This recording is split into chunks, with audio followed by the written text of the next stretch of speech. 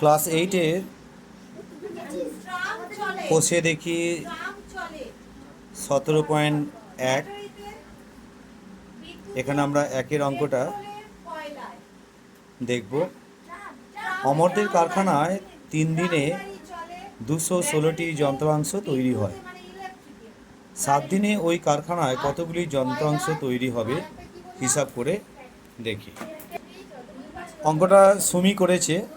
তো ও কীভাবে করেছে দেখো। অঙ্কের ভাষার সমস্যাটি হলো, লেফট হ্যান্ড সাইডে করেছে দিন সংখ্যা আর ডান দিকে করেছে যন্ত্রাংশ। তো 3 দিনে কতগুলো যন্ত্রাংশ তৈরি হয়েছে? 216টি। তাহলে 7 দিনে কতগুলি যন্ত্রাংশ তৈরি হবে?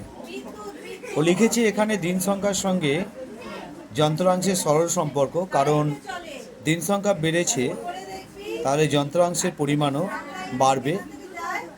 এটা ও সরল সম্পর্ক করেছে। আমরা জানি সরল সম্পর্ক হলে দিন সংখ্যার যে সংখ্যা দুটি আছে সেটা ভগ্নাংশটা উল্টে যাবে, অর্থাৎ 7টা উপরে যাবে আর 3টা নিচে আসবে। তো সেক্ষেত্রে অঙ্কটা করেছে দেখো, উপরে 7 আর 216 গুণ হবে, নিচে চলে আসবে কে 3। ও কাটাকুটি করেছে, 3 দিয়ে ভাগ করেছে ডাইরেক্ট, 216 অর্থাৎ 72 আর 7 দুটোই গুণ করেছে 504। অর্থাৎ 7 দিনে ওই কারখানায় 540টি যন্ত্রাংশ তৈরি হবে। তো সুমি, থ্যাংক ইউ। 2 অঙ্কটা আমরা দেখব। আটপুরের একটি তাঁত কারখানায় 12টি তাঁত প্রতি মাসে 380টি শাড়ি বুনতে পারে। পুজোর মরশুমে বেশি কাজ করার জন্য নতুন 3টি তাঁত বসানো হয়েছে। এখন মাসে কতগুলি শাড়ি বোনা যাবে সেটা আমরা তৈরি করে দেখব। তো শুভজিৎ করেছে অঙ্কটা। গণিতের ভাষায় সমস্যাটি হলো, ও লেফট সাইডে করেছে, বাঁদিকে করেছে তাঁত সংখ্যা আর ডান দিকে করেছে শাড়ির সংখ্যা। তো 12টি তাঁত কতগুলো শাড়ি তৈরি করছে? 380টি। যেহেতু 3খানা তাঁত বেড়েছে, সেহেতু আগে ছিল 12টা আর এখন 3টে বেড়েছে, তাহলে মোট হলো কটা? 15টা। তো তাঁতের পরিমাণ যখন বাড়ছে তাহলে শাড়ির পরিমাণ অর্থাৎ উৎপাদকটাও বাড়বে, দুটোই বাড়ছে, অর্থাৎ ঊর্ধ্বমুখী সরল সম্পর্ক। একে কী বলা হবে? সরল সম্পর্ক। আর সরল সম্পর্ক হলে আমরা বলেছি ভগ্নাংশটা কী হবে? সবসময় উল্টে যাবে, অর্থাৎ উপরে যাবে 15 আর নিচে আসবে কত? 12। 15 12। তো শাড়ির সংখ্যা কত হবে? 380 গুণিতক 15 12। ও দেখো 15টা উপরে তুলেছে, উপরে 380 আছে আর নিচে 12 চলে এসছে। ও কাটাকুটি করেছে, 3 দিয়ে কাটাকুটি করেছে, 3 ছেড়ে 12 আর 3 5 15। ও 4 দিয়ে এটাকে ভাগ করেছে, 380কে 95 হয়েছে, 95 আর 5 গুণ করে দিয়েছে, হয়েছে কত? 475। অর্থাৎ এখন ওখানে 475টি শাড়ি তৈরি হবে। ওকে। 4 অঙ্কটা দেখো।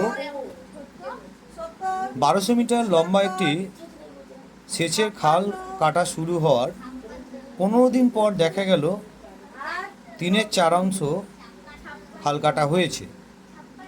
বাকি অংশ কাটতে আর কতদিন সময় লাগবে? তো মোট খালটি লম্বা কত আছে? না 1200 মিটার। কাজ হয়েছে কত? না কাজ হয়েছে 3/4 অংশ, অর্থাৎ 1200 মিটার খালের 3/4 অংশ গুণ হবে, কাটাকুটি করো, 3 ছেড়ে 12,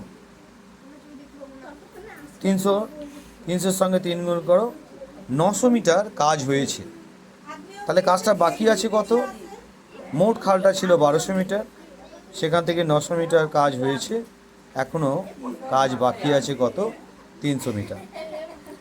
গণিতের ভাষায় সমস্যাটা যদি আমরা তৈরি করি, বাম দিকে রাখবো খাল আর ডান দিকে রাখবো সময়। অর্থাৎ 900 মিটার খাল তৈরি করতে বা খালটি কাটতে সময় লেগেছে কত? 15 দিন। তাহলে 300 মিটার খালটি কাটতে কত সময় লাগবে। এখানে লক্ষ্য রাখো খালের যে দৈর্ঘ্য তার পরিমাণটা কমেছে, তাহলে সময়টাও কমবে। খালের গভীরতা, খালের যে পরিমাণ সেই পরিমাণটাও এখানে একটু ভুল লিখেছে।